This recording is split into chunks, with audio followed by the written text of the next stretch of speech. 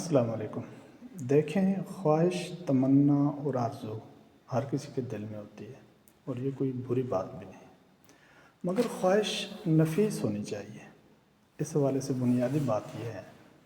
کہ خواہش دو طرح کی ہوتی ہے، مادی خواہش اور غیر مادی خواہش۔ مادی خواہش کا مطلب یہ ہوتا ہے کہ چیزوں کی خواہش، اچھی چیز، نئی چیز، اچھی گاڑی، نئی گاڑی، اچھا گھر، نیا گھر، اچھا موبائل، نیا موبائل۔ اور غیر مادی خواہش یہ ہوتی ہے کہ آپ کے دل میں یہ خواہش ہو، یہ تمنا ہو، یہ آرزو ہو کہ میں نماز کا پابند بن جاؤں، صوم و صلات کا پابند ہو جاؤں، میری نماز اچھی ہو جائے، میری نماز میں خشوع اور خضوع پیدا ہو جائے، مجھے حکمت مل جائے، مجھے عقل سلیم مل جائے، مجھے عقل متین مل جائے، اور میں ہر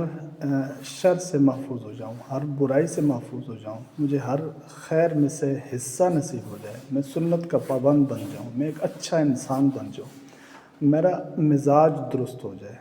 میرے اندر معاف کرنے کی صلاحیت پیدا ہو جائے، یہ ساری چیزیں اور جواب دہی کا احساس میرے دل میں پیدا ہو جائے، یہ جو خواہشات ہیں ان کو کہا جاتا ہے غیر مادی نوعیت کی خواہشات، اور یہ نفیس خواہشات ہیں،